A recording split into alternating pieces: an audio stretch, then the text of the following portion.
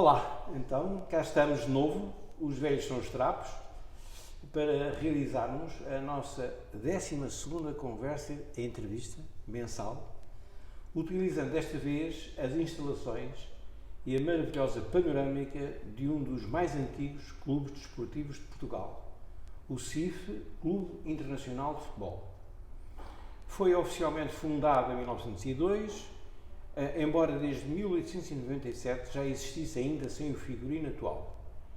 Foi o CIF que introduziu o futebol em Portugal, imagina-se, modalidade que ainda hoje é praticada no clube, sempre em termos de amadorismo. Reúne já muitas outras modalidades, a começar pelo ténis, o pádel, modalidades de pavilhão e ginásio. Uma grande palavra de agradecimento ao CIF por nos dar esta rica oportunidade, clube com o qual mantenho pessoalmente longos laços de participação e amizade. E faz sentido juntar a ética desportiva representada por este clube e a ética cultural e artística que se encontra ligada à nossa convidada de hoje. Mas a nossa missão é particularmente difícil pelo facto de ser um impreparado apreciador de música clássica a falar com uma das mais notáveis intérpretes portuguesas da sua arte, Carla Caramujo, cantora lírica. Só ela, no diálogo que vamos travar, poderá simplificar e tornar mais fácil esta aventura que nos atrevemos. Carla Caramujo formou-se em canto na Guildhall School of Music and Drama, em Londres, fazendo posteriormente mestrado no Conservatório Real da Escócia. Muito abreviadamente, estreou-se há cerca de 16 anos em Inglaterra na Flauta Mágica de Mozart e a seguir em Portugal no Teatro São Carlos no papel de Gilda do Rigoletto. Tem já um longo e notável percurso artístico em quase todo o mundo e já foi alvo de muitas entrevistas feitas por especialistas e críticos de muitas das suas áreas de eleição. Das minhas recordações pessoais, retenho apenas, e digo após confirmação, a sua intervenção no Festival ao Largo de 2018, em Lisboa, cantando a Carmina Burana. Esta conversa insere-se naturalmente no âmbito mais alargado da cultura, para a qual tantas vezes temos chamado a atenção dos nossos leitores e amigos. A cultura e a disciplina específica do canto e da ópera são temas muito caros a Carla Caramujo, temas sobre os quais tem ideias bem claras e pelas quais se tem batido e continua a bater no seu cotidiano profissional. É por aqui, pela cultura, que tudo começa. Vamos falar então com a Carla Caramujo. Primeiro que tudo, muito obrigado por ter aceito o convite para estar aqui connosco hoje. Muito obrigada, eu é que agradeço. Abrilhantando naturalmente o nosso blog Velhos São os Trapos, é uma figura especial para nós e agradeço ao nosso comum conhecido, o maestro Sérgio Fontão, o facto de ter... É verdade, querido Sérgio. Bom, vamos começar a conversar, os tópicos mais ou menos claro, são mais para si do que para mim. Mas como é hábito, nestes casos, temos sempre a curiosidade de saber quando e como despertou para a música, em especial para o canto. Julgo saber que andou ainda a pensar na engenharia química. É verdade? Pode falar-nos dessa fase? Sim, bom, na verdade eu sempre cresci com música. Não venho de uma família de músicos de todo, mas o meu pai adorava música e sempre incentivou que tanto eu como a minha irmã, estudássemos música. E portanto, desde os 8 anos que a música entrou na minha vida, e a sério, porque desde os 8 anos que comecei a frequentar o conservatório. Comecei a estudar violino e fiz o meu percurso de conservatório sempre em violino, em paralelo com a escola regular, digamos assim. E eu sou de Coimbra e, portanto, o peso da academia é muito grande naquela cidade. E, na verdade, eu nunca encarei a música, apesar de o crescendo de paixão pela música se ter instalado muito cedo, eu nunca encarei a música como profissão.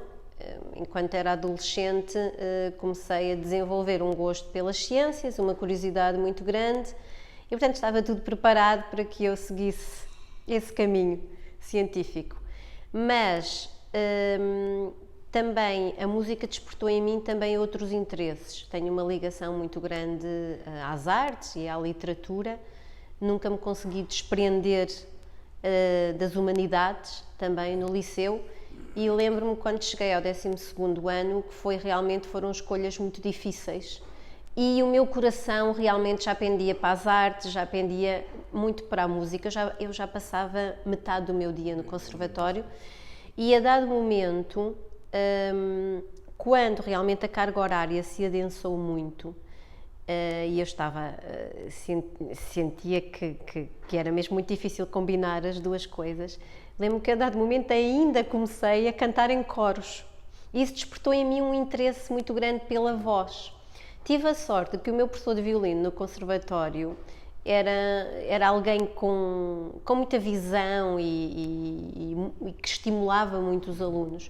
Eu lembro que a dado momento ele colocava-me a cantar as passagens e eu subia nas mudanças de posição até notas muito agudas, de uma forma muito ingênua, porque eu não tinha qualquer contacto com a ópera.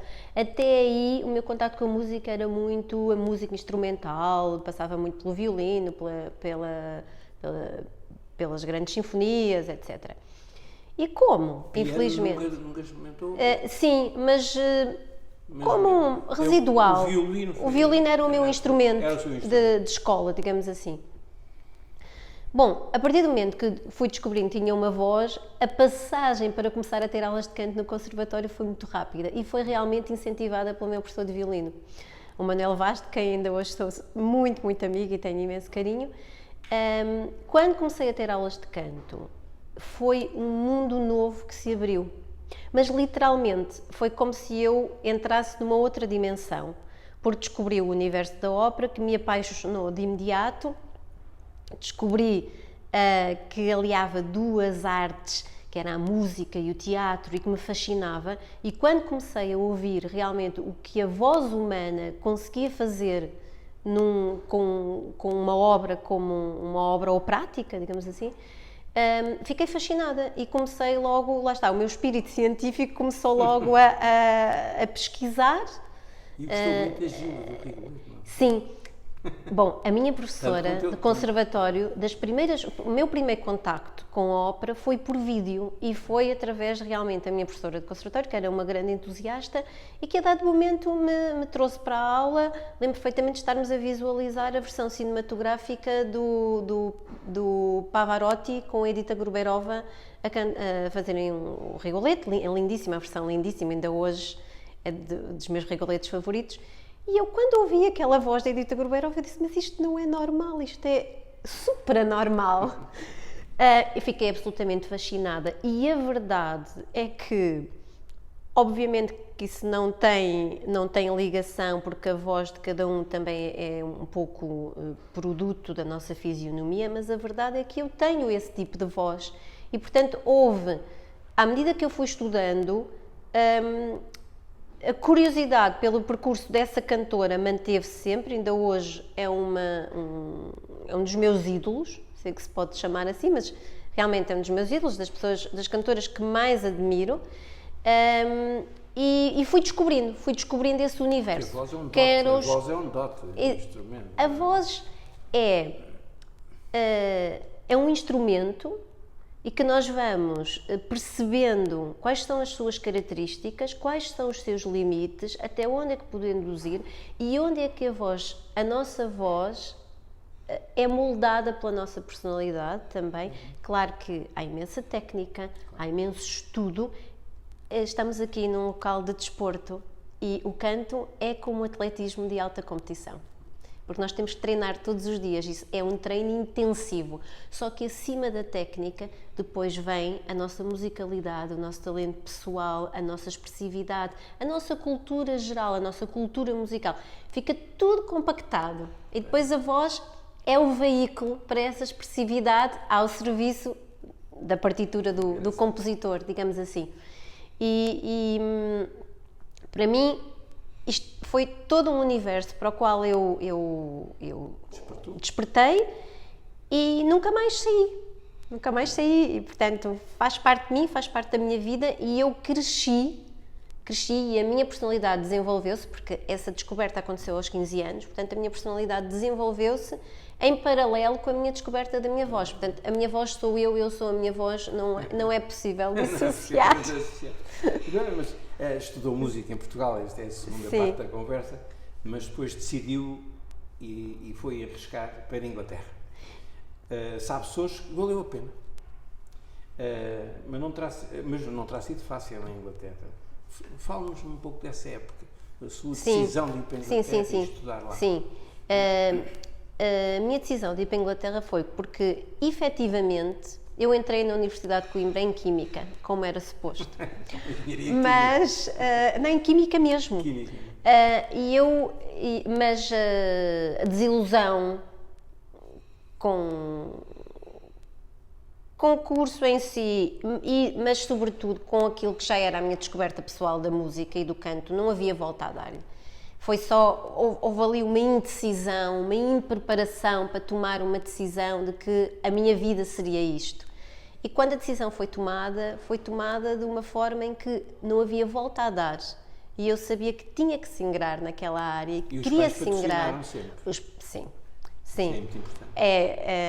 Aos meus pais a gratidão eterna, não só por serem meus pais, obviamente, mas porque estiveram sempre lá para mim, aliás, toda a minha família, mas não havia volta a dar. Para mim era algo muito sério e havia que procurar o melhor sítio para estar, onde eu pudesse desenvolver todas as capacidades e ganhar todas as ferramentas que me permitissem poder ser profissional.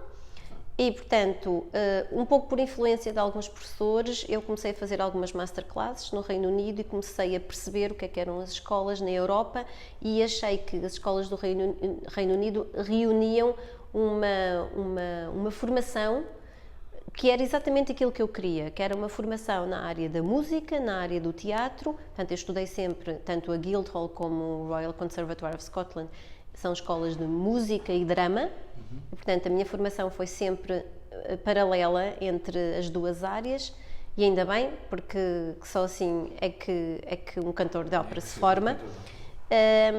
E a aprendizagem das línguas diversas também. Exatamente. Não, ali eu tinha tudo. Eu tinha todas as línguas que precisava, até mesmo com coaching individual.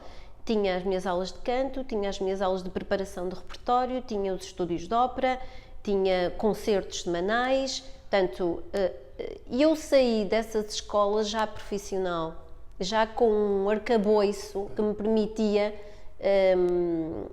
pisar um palco. Também que não deve ser uma coisa fácil. Não é. Mesmo essa preparação também nos é dada. E foi uma época muito feliz da minha vida, muito difícil a adaptação inicial, eu nem sequer estava habituada àquele ritmo de trabalho, mas rapidamente entrei no ritmo de trabalho, rapidamente entrei no ambiente cosmopolita e internacional que essas escolas nos permitem, o que também nos abre muito os horizontes. E a partir daí foi toda uma descoberta e foi realmente um período muito feliz da minha vida também. Muito bem. Isto é o que acontece aos artistas, que conseguem vingar, foi o seu caso. Mas, e hoje em Portugal faz parte de um núcleo restrito de excelentes sopranos. Não são muitos, tanto quanto eu sei. Por todo o mundo existem nomes grandes, com grande destaque. É, portanto, um mundo que eu penso que é muito competitivo. É assim, a nível, sim, é um ambiente muito competitivo. Realmente é. Mas do ponto de vista internacional, eu diria até que é um ambiente de convivência, evidentemente que há exceções, mas de convivência muito saudável, porque a verdade é que as pessoas não conhecem esta realidade dos músicos e dos cantores de ópera. Nós somos pessoas extremamente disciplinadas. Temos que o ser. É tal alta competição. Exatamente. E também não há tempo para desvios. E, portanto, as pessoas, quando estão juntas, e nós fazemos um trabalho muito colaborativo, evidentemente que o que as pessoas veem no palco é a cantora que de repente tem ali o foco, ou o cantor, Mas há todo, num espetáculo de ópera, desde os técnicos que estão em bastidores a controlar tudo, desde os cenógrafos, os coreógrafos, Chama de engenharia de cena. tudo, É tudo. fantástico. Há todo um trabalho, muitas vezes uma produção consegue ter quase 200 pessoas em palco, não é? Portanto, o produto que o público recebe é feito por várias pessoas e por uma grande camada de pessoas invisíveis, que estão visíveis durante o processo de ensaios, mas não durante os espetáculos. E, portanto, exige dos cantores muita autodeterminação e muita perseverança e muita disciplina. E, portanto, a competição existe no mercado de trabalho, sim, mas eu tento vê-la sempre de uma forma saudável. Eu não tenho qualquer problema em ver uma colega que realmente eu olho e vejo que é uma grande artista, uma grande voz, um grande músico, eu disse, não, esta pessoa merece estar ali. Não, porque acima de tudo eu sou artista e eu vibro com a arte, com o acontecer da arte. E depois também nesse meio deve haver o mundo dos agentes também. Sim, esse é o meio menos bonito. Menos bonito. O meio dos agentes e da indústria que está à volta da ópera e que para nós portugueses é extremamente difícil de penetrar, porque o meio internacional muitas das vezes é alavancado pela cultura desses países. A cultura, Inglaterra, França, Estados Unidos dão grandes cartas a esse nível e, portanto, não há muito incentivo internacional para que um português seja contratado. É um facto. E, portanto, para nós penetrarmos esse meio internacional é difícil. É difícil. E só mesmo por mérito, eu diria mesmo. E ir construindo uma carreira devagarinho. Mas deixe-me só dizer em relação ao que disse no início da pergunta, que eu acho que é muito importante. Não somos só um grupo restrito de sopranos, somos um grupo restrito de cantores líricos. E, sobretudo, a minha geração de cantores portugueses está extremamente bem preparada. Não somos muitos, mas somos um núcleo duro que podemos, efetivamente, montar óperas em Portugal com elencos portugueses. E isso é muito importante. As instituições estão a dar passos nesse sentido, que me alegra imenso. A minha pergunta a seguir, porque os locais destinados à ópera em Portugal são limitados. São muito poucos. E isso obriga, naturalmente, a procurar outros países com maiores ofertas. Sim, sim, é inevitável. E tem convivido com essa realidade, como acaba de explicar. Sim. E acaba de me dizer que realmente, enfim, em Portugal há bons cantores. Excelentes. Pena é que não haja mais salas para ópera. Sim, é verdade. No fundo, há 2 ou 3, não é? Sim, na verdade, ópera mesmo em si só acontece no São Carlos e depois acontece pontualmente na Gulbenkian, no CCB. E noutros teatros do país de uma forma muito residual. E eu acho que isto acontece, primeiro porque o investimento numa temporada de ópera é substancial, é muito elevado. Hoje em dia há soluções, do ponto de vista estético, que podem minorar muito esses custos. Mas é preciso, depois, do ponto de vista administrativo, que as salas e os teatros tenham realmente gente com uma visão e com uma cultura geral e com uma cultura também focada na ópera, que lhes permita planificar e programar, efetivamente, ópera. Eu acho que tem sido feitos esforços nesse sentido, até com pequenas óperas de câmara. Eu já fiz algumas digressões com óperas de câmara, com coisas que são feitas não com orquestra, com pequenos agrupamentos, espetáculos um pouco mais intimistas, até porque nós temos uma série de teatros de pequenas dimensões no país. Também temos outros incríveis, como estou-me a lembrar do Teatro Vila Flor em Guimarães, que é possível ter uma ópera de Wagner. Infelizmente não tem uma temporada operática, mas poderia albergar produções wagnerianas, tem um fosso enorme. A nível nacional e internacional, às vezes até se vê cenários muito simples. Sim, dizer, exatamente. Minimizados. Sim, exatamente. Evitar. Eu acho que toda esta questão em Portugal deveria ser repensada e alguns esforços estão a ser feitos nesse sentido, porque efetivamente nós temos universidades a formar excelentes músicos, neste momento. Nós temos já um grupo, como lhe disse, restrito, mas muito bom, de cantores líricos em Portugal. E, quer dizer, tem que haver mercado para estas pessoas. Não sei. E a arte e a cultura são a identidade de um povo, nós não nos podemos esquecer disso. Pois. É sempre, já iremos um bocadinho mais para a frente falar um pouquinho desse problema, que realmente é um problema que não se prende só com a ópera, prende-se com a cultura e com a educação, no geral. As pessoas queixam-se. Mas, enfim, para fazer aqui um bocadinho de break e intervalo, eu não posso deixar de perguntar quais os momentos do seu passado lírico de que guarda melhores recordações. Essa é sempre uma pergunta muito difícil. E sabe porquê? Porque não é só os papéis ou as produções ou os teatros que nos trazem boas recordações. São os momentos, são os colegas, são assim,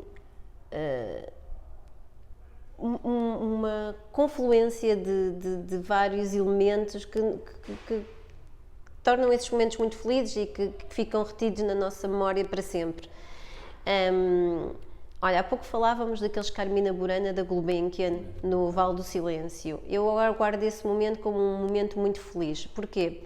Porque eu não fazia a mínima ideia do que me esperava, porque de repente a Gulbenkian era uma produção com a EGEAC, não é? Portanto, levar a música à rua, e de repente, quando eu vejo aquele palco gigantesco montado no Vale do Silêncio, eu pensei, claro, nós tínhamos uma equipa de som incrível, realmente, mas sabe o que é? 20 mil pessoas em silêncio absoluto, quando eu cantava o Intrutina, que é um dos momentos mais íntimos da obra, 20 mil pessoas em silêncio, eu conseguia estar a cantar e eu ouvir o vento que passava na copa das árvores. Isto é, para mim foi mágico. E evidentemente que a minha estreia em São Carlos, pelo teatro que é, o Teatro Nacional, diz muito, e na Gilda, repare, foi o primeiro papel que eu ouvi em toda a minha vida. Pronto, há assim situações muito felizes. Evidentemente, quando cantei no Barbican Center foi um acontecimento. Agora, muito recentemente, fiz uma obra no Teatro Municipal do Rio de Janeiro, o Orfeu, de Philip Glass, que é um compositor que eu adoro, e ao mesmo tempo tinha uma combinação que... Philip Glass é um compositor difícil, não é? Muito difícil, é minimalista. É preciso descobrir muito bem aquilo que ele tenta exprimir, mas esta ópera tem uma particularidade que eu gosto imenso, é que o Orfeu é baseado integralmente no Orphée de Jean Cocteau. E, portanto, a minha personagem era exatamente a personagem que a Maria Casares interpreta, exatamente com o mesmo texto, então é assim, uma grande inspiração, sempre foi uma das minhas atrizes favoritas de outros tempos, porque eu adoro aqueles primeiros anos de cinema, não do cinema mudo, mas o que vem a seguir ainda a preto e branco, adoro. Gosto, acho que do ponto de vista artístico, os 30, são, sim, são maravilhosos. E é um cinema que eu acho muito teatral. Gosto muito de ouvir a forma como os atores falam, e gosto muito da língua francesa. E, portanto, foi muito especial, e foi muito especial também todo o ambiente do Teatro Municipal, a forma como foi tratada, gostei particularmente desse período no Rio de Janeiro. E posso dizer coisas mais, a minha experiência no Teatro Maior de Bogotá, na Colômbia, em que eu não fazia a mínima ideia do que era a Colômbia e do que era Bogotá, e de repente sou acolhida por um povo de uma generosidade e de uma cultura imensa, um teatro maravilhoso, também, de repente... Uma grande recordação. Tantas. Estávamos a falar do Philip Glass, eu até comprei um DVD, uma obra que é o Satyagraha, Philip Glass, e tive dificuldade, mas eu sou o que sou, não é? Mas tive dificuldade, eu gostei da música do Philip Glass sem ópera. Não vi o Orfeu ainda. Mas ouça as óperas, porque eu acho que vai gostar imenso. Sobretudo ele tem uma série de óperas que são baseadas nos filmes do Jean Cocteau, La Belle et la Bête, por exemplo, também. E é muito interessante, e se calhar vai sentir mais afinidade com o facto de estar a ouvir texto e vozes. Vou-me aperfeiçoar. Muito bem, sim senhor. Depois é inevitável estar pegada a esta já falámos disso, os compositores dos papéis que mais gostou de interpretar, mas enfim, já falámos um pouco disso também, não é? Sim, mas eu gostaria de dizer algo. Quer dizer, eu interpreto música desde o período barroco até o período contemporâneo e tenho uma afinidade muito grande pela música contemporânea e pela escrita que hoje se faz para voz, porque aí eu posso criar ainda mais também. E eu adoro o contacto com os compositores que estão vivos e estão ali e que me podem dizer como é que escreveram e como é que pretendem. Os antigos têm uma marca de água muito mais definida, não é? E não é isso, e já temos um século de gravações, não é? E de ideias, e é difícil competir com isso. É muito difícil. E é difícil criar quando há obras que já foram magistralmente executadas, gravadas, etc. E, portanto, eu tenho esse fascínio pelo repertório contemporâneo e tenho a sorte de ter algumas colaborações queridas com compositores, tanto nacionais como além fronteiras, nesse sentido. Aliás, o que vai acontecer na Gulbenkian, sim, falávamos há pouco, o que vai acontecer na Gulbenkian em novembro será isso. Sim. Eu, se for possível, lá estarei de máscara, mas lá estarei. Ora, mas ao ler coisas sobre si, tive que ler, não é? Sei que tem a sua ambição profissional é atingir a excelência e tocar o sublime da sua arte. Pode falar-nos dessa luta? Isso é uma luta, não é? Sim, é uma luta, porque eu desde sempre, desde miúda, sou muito perfeccionista. Nunca fico satisfeita com o meu trabalho. E descobri momentaneamente durante o meu trabalho que há momentos que nós atingimos que, de facto, e acho que todos os artistas se revêem nisto, nós atingimos aquilo que eu chamo de sublime, que é quando há uma confluência de fatores que se aperfeiçoam de tal maneira que nós conseguimos atingir um momento em que dizemos, é aquilo, é para aquilo que eu trabalhei. Seja um ideal estético, seja em termos de sonoridade, em termos de expressividade, em termos de transmitir uma determinada mensagem. É isso que eu sinto e é para isso que eu trabalho sempre. Claro que é uma utopia. Mas aí sente-se realizado. É uma utopia. A utopia é uma obsessão, porque eu já lá toquei. Sinto que já lá toquei momentaneamente e então quero... mas sim, é trabalhar para atingir, para me aperfeiçoar cada vez mais. E isso para mim é uma filosofia de vida. São momentos. Exatamente, é uma filosofia de vida, trabalhar para isso. Agora vamos regressar um pouquinho à Terra. Sim. Não é? E como é que consegue conciliar a sua vida pessoal com a vida profissional? E sei também que viveu uma fase difícil nesta coisa da pandemia, aqui ainda persiste, não é? Constou-me que concorreu a um concurso de contos, com um conto chamado Fênix, que ainda por cima foi selecionado. Que bem informado que está! Informei-me, tinha que me informar, não é? Como tem sido esta fase da crise, da pandemia, Sim. a vida pessoal, a vida profissional, tem sido complicado. Realmente eu só consigo combinar a vida pessoal com a vida profissional porque eu tenho uma família maravilhosa e portanto... Começar pelo Marcos da Silva, não é? Pois é, dá-se essa coincidência incrível. Não, o meu marido, José Marcos da Silva, precisamente, é uma pessoa incrível. Não tem nada a ver comigo. Deixa descansar. É uma pessoa incrível e que tem feito imenso sacrifício também, de certa forma, para tolerar a minha forma de vida e profissional, não é? E acompanha e tem imenso gosto e apoia imenso, e portanto nós somos uma família muito feliz. Ele não é artista? Não é economista. Economista. Mas adora a arte e consome arte. E portanto, nesse sentido, sinto-me muito apoiada.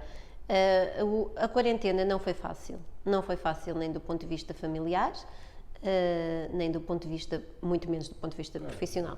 Familiar, porque de repente vimos-nos todos em casa e nós temos um filho pequeno que de repente tinha que estar a ter aulas online e que eu tinha que acompanhar. Quer dizer, se de repente eu fiquei privada do meu trabalho, o meu marido tinha que trabalhar a partir de casa e portanto eu tive que acompanhar o Francisco e correu tudo muito bem, felizmente, mas foi complicado. Por outro lado, profissionalmente foi um choque para mim. Eu quando quarentena foi decretada, eu estava em São Carlos, a trabalhar para uma produção que foi cancelada, a Trilogia das Barcas, do nosso Jolie Braga Santos, portanto uma produção muito esperada pelo país inteiro. Eu estava muito feliz com a possibilidade de dar vida novamente a uma obra-prima da nossa história, da ópera portuguesa, e os trabalhos foram interrompidos. E eu fui para casa e comecei a ver a minha agenda cair, tudo a cancelar, nacional e internacionalmente, tudo a ser cancelado, poucas coisas a serem reagendadas, e mesmo que foi reagendado, voltou a ser reagendado, enfim. Muito difícil. Muito difícil. E o que é que eu senti? Senti que não estava nas minhas mãos e eu só tinha 2 caminhos, que era ou ficar deprimida, que inicialmente senti muito e esse efeito, ou então continuar a fazer aquilo que eu tinha que fazer, que era disciplinar-me, estudar todos os dias, aproveitar até para estudar, e isso foi positivo, para estudar coisas que eu nunca tinha tempo. Portanto, rever óperas, estudar papéis que eu queria estudar. Não passei a ter mais tempo, mas passei a poder gerir um pouco o tempo. Quando depois de passado o choque de ter que estar ali a acompanhar o Francisco até às 5 da tarde, todos os dias, e quando ele ficou independente e autónomo com as aulas online, eu já pude gerir um pouco mais o tempo. Aconteceu uma coisa fantástica, porque fiz uma grande introspeção, uma grande análise a mim mesma, resolvi fechar-me, não quis ter nada a ver com o que se fazia daquelas coisas que muita gente improvisava em casa, colocava na internet. Eu não quis ter nada a ver com isso, não por crítica, mas porque não me diz nada pessoalmente. E então fiz uma grande introspeção, uma grande autoanálise pessoal, profissional, continuei a estudar muito. E desatou a escrever. Sim. Porquê? Porque a literatura é uma coisa que me acompanha desde pequena. Eu sempre adorei ler, sempre adorei escrever, eu participava daqueles pequenos concursos das escolas, participava do jornal da escola. A escrita sempre fez parte de mim, mas de uma forma muito naiva, muito despretensiosa mesmo. E sempre escrevi muito, mas até nem nunca dei a ler as coisas que escrevia.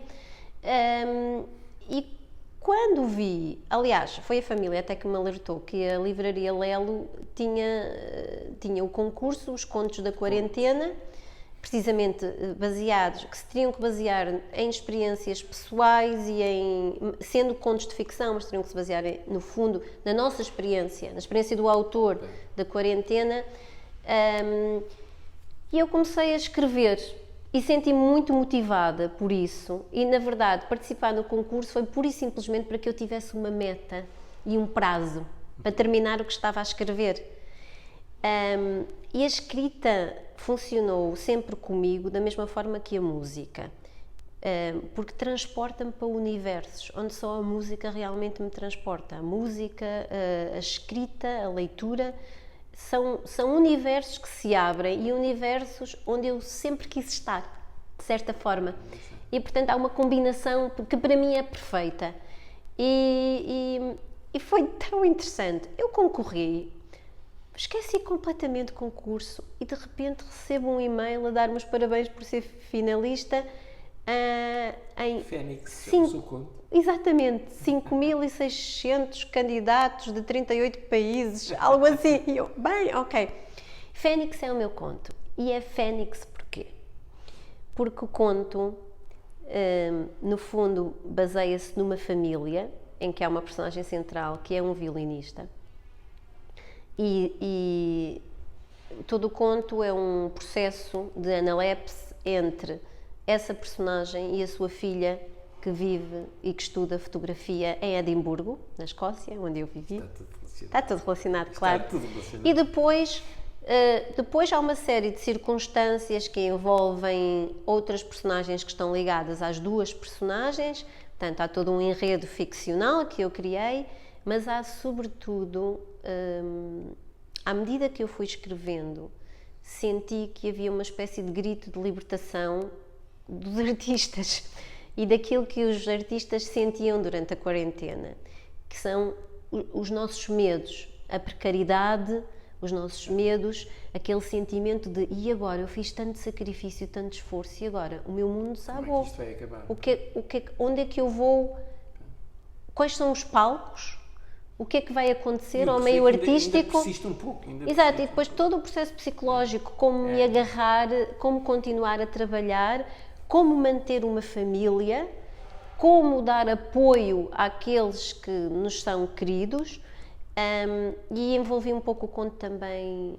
Há uma outra personagem que é a mãe do violinista, que era uma professora de literatura, precisamente, então envolvi aqui outras questões literárias, envolvi a doença, envolvi a questão dos lares de terceira idade, envolvi a vertigem do ser humano quando confrontado com sentimentos de muita angústia ou de beco sem saída, é quase levado à vertigem do suicídio. Envolvi esta complexidade, a dicotomia que existe dentro de todos nós. Todos nós temos um bocadinho de espírito cartesiano, mas também de muita loucura. Há as pessoas que refreiam um ou outro, que vivem ou sempre na loucura ou sempre dentro de...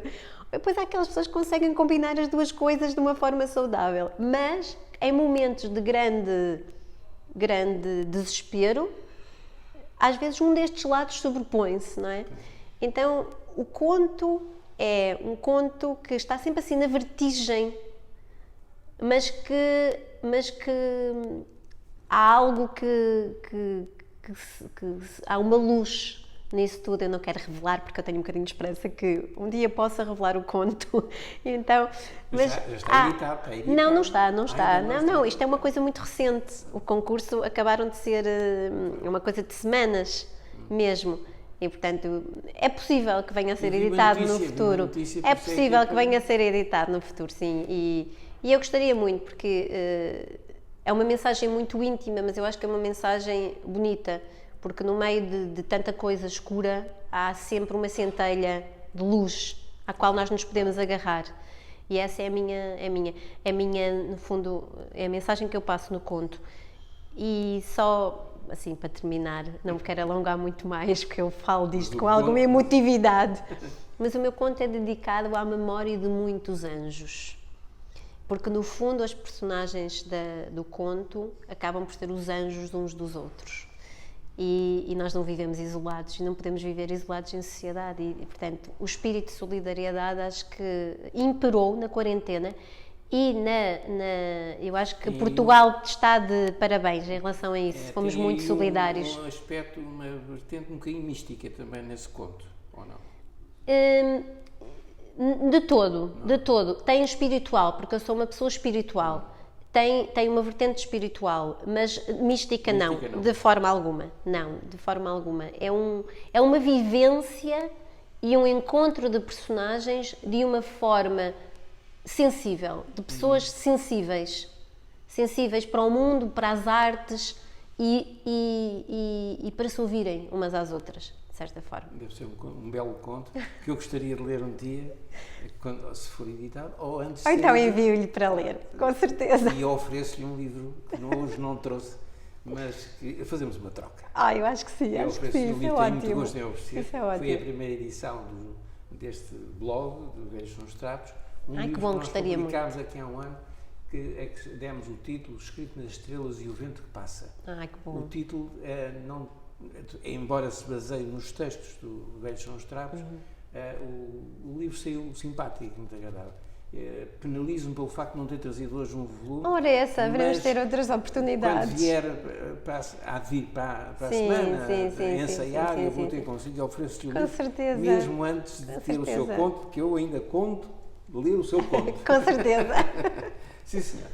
Bom, já ficámos a saber tudo sobre a Fênix, mas agora confesse, saindo da Terra outra vez, quais os papéis que gostaria de desempenhar e quais os palcos que gostaria ainda de pisar? Ai, eu estaria aqui o dia inteiro a descrever-lhe papéis e repertório. Olha, vou-lhe resumir. Um dos meus sonhos ia se concretizar este ano num teatro internacional e seria Lucia di Lammermoor. É um papel para o qual me preparo há muito tempo. É um papel que combina uma vocalidade e uma dimensão psicológica que me atrai muito, não só como atriz, mas como cantora. E é algo que eu desejo fazer num futuro muito próximo. Também gostaria muito de fazer uma Sophie no Die Rosenkavalier, eu gosto muito desse repertório germânico. E tanta coisa. E palcos, os palcos é aqueles que me quiserem receber, basicamente. Não, eu tenho, por tudo, que se calhar não foi muito, mas por tudo o que consegui saber de si, não tenho dúvidas que vai pisar muitos palcos notáveis, aqueles que provavelmente ainda hoje não tenho certeza se os pisa, eu tenho esperança que os vai pisar. Eu também tenho esperança, aliás, temos que ter esperança, não é? Agora vamos ver aqui uma coisa também, voltar à terra outra vez, como vê em Portugal o acompanhamento e apoio à cultura, à sua arte, em especial da ópera, e o que é que pode ser feito para melhorar? O que é que não está bem? Olha, eu digo-lhe sinceramente, o que eu acho que não está bem é que, infelizmente, a nível da cultura, os políticos que nos representam não têm conhecimento da cultura. Não têm conhecimento, não têm interesse suficiente e isso depois gera políticas culturais disfarçadas da realidade. Pobres, não suficientes. As instituições precisam de ser apoiadas e não digo só financeiramente. O país precisa de que, primeiro, investir imenso na educação através da cultura. É um pilar fundamental. Nós não podemos criar disciplinas residuais nas escolas e completamente descontextualizadas e não oferecer uma formação artística obrigatória desde a escolaridade, desde a pré-escolar até ao final do liceu, porque isso é absolutamente fundamental. Se nós não criarmos um povo culto, nós também não vamos ter um público que saiba apreciar, não vamos ter um público que encha os teatros. E isso acaba tudo por ser uma bola de neve, porque nós não podemos dizer a uma criança de 10 anos quem é o Picasso, sem nunca lhe mostrar ou nunca levar a uma galeria para ele ver um Picasso. Nós não podemos falar de ópera às crianças quando eles não têm acesso a um teatro de ópera com temporada regular. Portanto, é preciso que a formação seja feita desde o início. Apostar na educação para as artes e para a cultura. Aliás, são os dois setores de vida, em minha opinião, mais desprotegidos, é a cultura, a arte e o desporto. O desporto também é muito martirizado. Eu acompanho isso em especial porque há muitos anos que estou ligado ao desporto, desde 1980, Sim. desde aqui. Sim. E depois estive noutras Sim. coisas, até há bem pouco tempo. E senti também a mesma nostalgia no desporto, exatamente igual àquela que me está a contar da cultura e que eu percebo. Para nós artistas é bastante desesperante perceber que há uma certa inércia. E a verdade é que se nós tivermos uma população culta, educada, eu acredito que a produtividade económica aumente. Porque as pessoas vão deixar de ser autómatos, pessoas que acordam de manhã só para fazer uma tarefa e voltar para casa, fazer a sua refeição básica e dormir, vão ter outros interesses, vão despertar para outras coisas. E a cultura tem que ser acessível. A cultura tem que ser para todos. Se faz uma guerra, é para aumentar a cultura, como dizia o Churchill, não é? Fazer a guerra para quê? Não é? Exatamente. É isso mesmo. E, portanto, eu acho que um dos pilares é esse. E há outro pilar fundamental que, felizmente, começa-se agora a despertar para ele. É preciso acarinhar a cultura portuguesa e os artistas portugueses. Nós temos que perder este hábito terrível de achar que só o que vem de fora é que é bom. Nós temos que perder este hábito de tornarmos a vida difícil aos artistas e aos agentes de cultura nacionais e abrirmos as portas a qualquer pessoa que vem do estrangeiro e com qualidade duvidosa. Exatamente. Portanto, uma cultura de mérito que tem que ser abrangente em todas as áreas da sociedade e nas artes, na cultura e na educação é absolutamente urgente que se estabeleça. Eu custa-me sempre esta ideia de que Portugal é um país pequeno. Portugal não é um país pequeno. Isto não tem nada a ver com a dimensão do país. Nós somos um povo que está espalhado pelo mundo inteiro. Somos um povo de grande sensibilidade. Somos um povo milenar, já podemos praticamente dizer quase, e temos uma história maravilhosa e estamos constantemente a desinvestir no nosso património cultural, no nosso património histórico, no nosso património afetivo e que é a nossa identidade. A nossa cultura, a nossa história, a nossa arte é a nossa identidade. Nós somos um povo que podia ser glorioso só com as amostras daquilo que tem. Somos uma cultura riquíssima, riquíssima. E, portanto, há que levá-la além fronteiras, não ter medo disso. Há que haver uma política que leve a nossa cultura além fronteiras e que engrandeça este país nesse sentido. E que é uma coisa que sempre me entristece. Quando eu vou ao estrangeiro fazer alguma coisa, eu tenho que explicar porque que o meu percurso foi possível ser começado, porque é que eu comecei naturalmente a estudar música em Portugal, como é que foi a minha educação em Portugal, que cultura é que nós temos, que país é que nós somos. Porque em alguns países é como se Portugal não existe, não há conhecimento do país. Então é uma pena, este investimento tem que ser feito, e tem que ser feito por parte das nossas instituições e das nossas autoridades e dos nossos políticos, não é? Claro. Eu tinha aqui mais uma pergunta que não vou fazer, porque já me respondeu. Eu acho que até seria crime, quase, nesta conversa que estamos a ter, pôr-lhe mais perguntas depois daquilo que acaba de dizer. Porque o que acaba de dizer é o mais importante da nossa conversa, na realidade. Sim. Apadrinho por completo e comungo das suas dúvidas e dos seus receios. Posso acrescentar algo? Porque eu não gosto nunca de terminar, digamos assim, de forma negativa. E a verdade é que há esforços que estão a ser feitos, mas são esforços muito individuais. Era preciso que esses esforços individuais levassem uma união e houvesse realmente uma força política e uma voz que realmente fizesse alguma coisa pela cultura, pelas artes, pela educação em Portugal.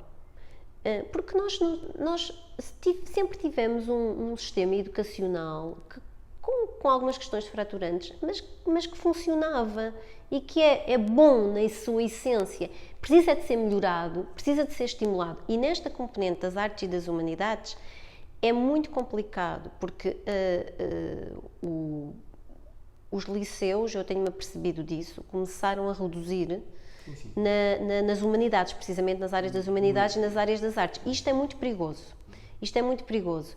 E, portanto, há que fazer ressurgir nas camadas mais jovens este interesse pelas humanidades, pelas artes, pela cultura. E com este foco de que é a identidade de um país que está em causa. E é nesse sentido que nos temos que unir. Nesse sentido. Mas eu também acredito que a comunidade artística e cultural em Portugal nunca foi tão forte como agora.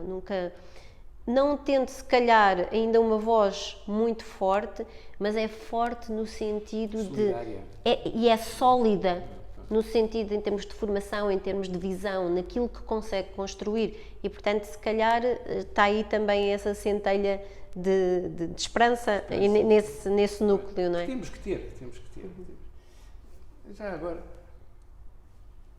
se eu lhe perguntasse agora qual o seu grande projeto profissional, aquilo que gostaria de fazer, já me falou na Lúcia lá na Mobilidade, mas há aí alguma coisa no seu espírito que me diga, um dia gostava de fazer este papel, cantar esta ópera, tem assim, um objetivo ou, enfim, vai... Não, eu vou gerindo a minha carreira e neste momento muito específico da quarentena... É preciso cuidar. Não, neste momento partimos de uma agenda em branco que se está agora a começar a colar como um pote que se partiu e estou a juntar todos os cacos. Então, o que eu faço neste momento é que sempre que me chega um convite, eu crivo muito bem essa informação, porque, sobretudo, eu valorizo muito aquilo que eu acho que posso fazer bem e que é realmente adequado à minha voz, adequado às minhas características, enquanto música, enquanto cantora, mas neste momento eu não me posso dar esse luxo, percebe? De dizer, eu quero fazer aquele papel... Não, eu quero sim, eu posso lhe dizer, as rainhas de Donizetti, lá está a Lucia, todos os Bellinis, os puritanos de Bellini é um dos meus sonhos, Ariana Naxos, a Zerbinetta, enfim, haveria assim uma panóplia. Exato. Mas a verdade é que eu neste momento nem me posso dar esse luxo, percebe? Estou limitada pelas condições em que vivemos, pelos convites que começam a surgir e agora por uma gestão que vou começar a fazer das minhas apresentações e deste recomeço após quarentena, que é um recomeço muito controverso e difícil, porque mesmo as instituições não sabem como responder. A qualquer momento eu posso estar num ensaio e fecharem outra vez as portas. Portanto, tem que haver muita compreensão e muito bom senso. Carla Caramujo, quero agradecer muito a conversa que tivemos. Ora, essa, muito obrigada. Foi encantadora a conversa, maravilhosa. Aprendemos muito consigo nesta conversa. Os nossos amigos e que nos consultam e que vão ao nosso blog terão uma hora, que mais ou menos há uma hora que estamos aqui, uma hora de encantamento a ouvi-la falar. Muito obrigada. Muito obrigado muito obrigada. E muita sorte para aquilo que merece ter. Muitíssimo obrigada e espero encontrá-los em novembro na Gulbenkian. Só de máscara, vou com certeza, só se não puder. Se não puder, lá estarei. Muito obrigado. Muito obrigada, obrigada. E tudo da melhor maneira. Muitíssimo obrigada. A si e a todos os seus colegas cantores portugueses que também merecem. Com certeza, muito obrigado muito obrigada.